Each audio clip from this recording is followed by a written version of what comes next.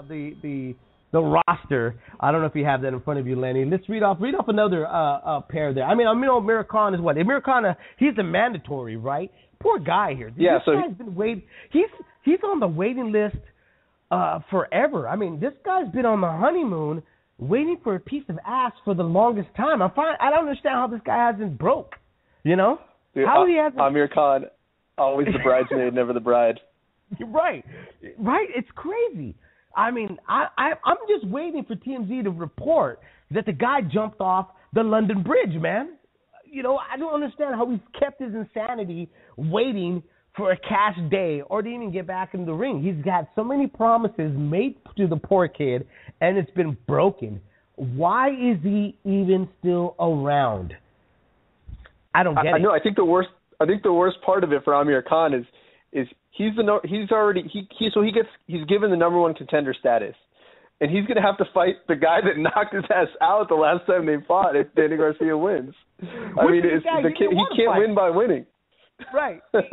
He avoided that fight, thinking, well, I mean, he may not have avoided it, but I'm pretty sure that wasn't the one marquee fight that was in his head. You know, he was looking for the bigger picture. I got knocked out, but I stayed relevant because I got fast hands. Everybody's still talking about me. I could move on, fight, Mayweather. We all saw what happened there. He thought he was in line for Manny Pacquiao. Pacquiao, his manager, sways that out of the way by saying that financially, the best option for Manny Pacquiao was going to be Timothy Bradley on a rematch of a fight they already fought twice. Go figure. I think it was just another way of saying that we don't want to work with PBC Al Heyman, and that kind of shows you that all the promoters, they still don't want to play with each other here. So AMIR KHAN is left on the outside looking in. He is definitely a window shopper, so he has to stay on the sideline and hopefully get the winner of Guerrero versus Garcia, man. I mean, poor dude, man. I don't know how he does it. Jesus. How do you even label yourself a fighter still?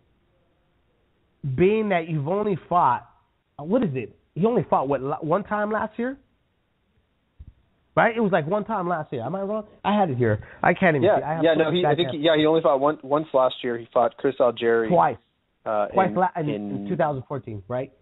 Yeah. No, he fought twice in 2014, once in 2013, twice in 2012. I mean, I guess that kind of 2 times a year has kind of become the standard for elite guys, even though I hate it. I think the elite guys should be fighting at least 3 times a year. But fighting one time in 2015, I mean, that's like Andre Ward inactivity right there. Dude, Andre Ward, I mean, if you consider him elite, I mean, what the effing – how far have we went down in boxing? I mean, if you consider AMIR KHAN still an elite, what do you base that out of? No, I mean, I don't consider it an elite. I think he's a higher end draw guy. I mean, I look at anybody who can draw at maybe a stadium at home, somebody worth paying attention to. I think AMIR KHAN somebody who I would watch. I would pay money to see a higher end guy fight. But yeah, you're right. I mean, I don't consider AMIR KHAN himself an elite guy. But yeah, I guess the standard is kind of getting lower. You know, when people say, well, AMIR KHAN's an international star, he can't sell anything here in the States. Going back to the UK, absolutely. But let's think about this really quick. The UK fans are avid fans. They are loyal boxing fans. They love the sport. I think that with the drought, they are contributors of keeping us afloat. You know what I mean? Because of what they produce in terms of fans, the fanatics. They come out there and they support. Man, when I watch, like when Fury and Klitschko fought, and you saw the stadium, dude, I sat there and was like, wow, that is just amazing. That would by far be the greatest experience. Being around so beloved fans of the sport, just there cheering on for every punch being thrown. AMIR Khan has that, but I think he got infected of what the guys in the 80s and 90s from the UK wanted. You know, they wanted to cross over. In the millennium, Lenny, I think it's fair to say that the crossover no longer exists. They don't need to come over here anymore. The fan base is so needed over there, they can make that amount to stay where they're at and be so far comfortable. Why cross over? Yeah, I mean, we talked about it a little earlier. Klitschko was able to hold the heavyweight championship hostage for how long? Just fighting in Germany and fighting in I think he fought in Russia at least once there. I mean, you look at a guy like Anthony Joshua, who's a prospect. He's a prospect. I mean, we like talking about him. He's a fun guy to watch. It's nice to kind of see him progress. But at the end of the day, he's still a prospect. He sold out the O2 Arena, which is, I think it's like 20,000 seats, in like 6 hours for a fight against Dillian White, who's another prospect. Yep, exactly. I mean, look, Andy Lee and Saunders was overseas, and it was on HBO. When was the last time we saw that? Yeah, I mean, anything that wasn't like a heavyweight fight. Yeah, exactly. You know, and that just kind of tells you right now where the sport is exactly where it's at the moment. You know, it really is representing what it should have been from the beginning. It's an international sport. You know. But anyways, let's go back to that tournament because we're going off subject here, talking about this other thing here and stuff. Let's go back let's look at the names that are on there. Gabriel Batoy is going to be coming on in a short bit right now, and we're going to be talking about, as soon as he comes on, I'm waiting for him to come on. We want to talk about the Floyd Mayweather rant on racism. I think it's a hell of a topic to talk about.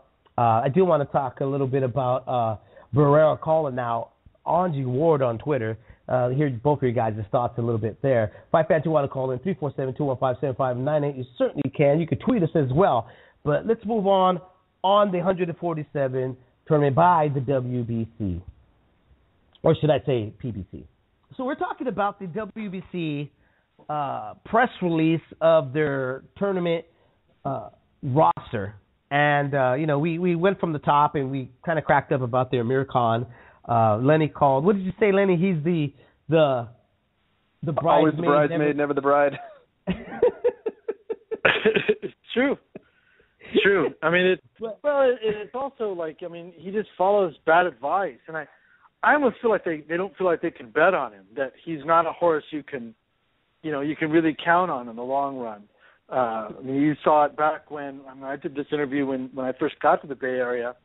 And he was told to pass on the Alexander fight because it seemed like he was being told he was going to get the Floyd fight. Then he didn't get it. And somebody else gets Alexander, somebody else gets the title. And he's always kind of pushed to the side. And I think a lot of it, I mean, it's a hard thing with him because he thinks of himself as an elite guy, which is what you want your fighter to believe about himself, that he can get there. But he feels like he deserves the big fights. And it's like, dude, you know, your big moments. I mean, Danny Garcia was a fight he was supposed to win. He gets knocked out. I mean, you win that fight, and you're probably in line for some big things. He doesn't seem to be able to pull that off, and yet he still feels, despite the losses, that he's bona fide. I mean, he came out to America to sign with Golden Boy before he ever really became a true draw. And right before he does, what does he do? He gets knocked out in like a minute. So I don't really understand where he's coming from. A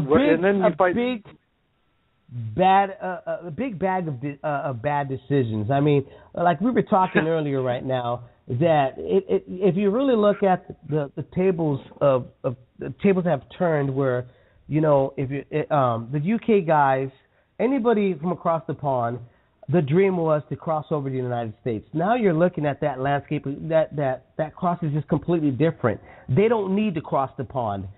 Andy Lee and BJ Saunders was held on HBO. When's the last time you saw something like that? Was not a heavyweight division fight that was televised just in the UK. AMIR KHAN, thinking that coming over here, he did exactly what a lot of folks at the time thought that was the way to become a superstar, was to come over here. Another bad decision, not seeing in the future, which is not his fault. You can't see what's going to happen ahead of you. But it just gives you it makes you think, man. You imagine if he would have just stayed back and try to build himself to that draw, to be that star that was being asked to come over here by an American fighter to fight.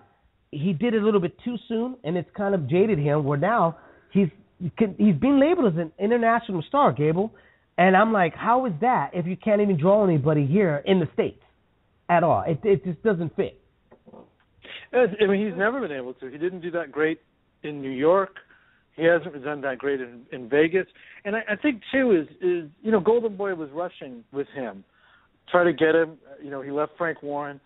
You look really at the blueprint of the guys that have come from over there to here and done well.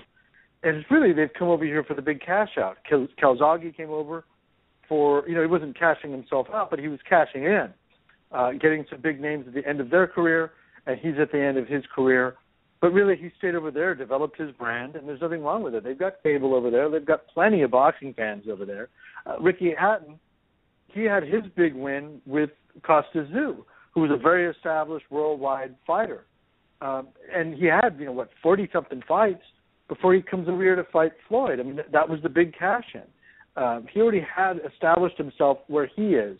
AMIR Khan never did that. And I don't understand. I mean, I think you see in Carl Frampton, who got a taste of what it is to be a PBC fighter by coming over and fighting in Texas, realized, well, this isn't all it's cracked up to be. The money's good. Right. But, I mean, it kind of in his hometown. Now he's back over there fighting against, with Scott Quigg, which he should be doing. I don't, Al Heyman and the whole PBC, which is another conversation, but kind of connected to this. The paychecks are right, but you really look at it, it's like a big budget film with no script. It's like, okay, it all looks great, but at the core of it, it kind of sucks. And that's what we're seeing with the PBC. And that's, I think, in many ways, Khan is kind of the blueprint for that. It's coming over, getting the exposure, but there's nothing really, there's no substance there. Not saying he doesn't have substance, but there's no substance to the career, what they're trying to build. And so what you've got is a guy that thinks he has leverage, that has zero leverage. And his prime is passing him by.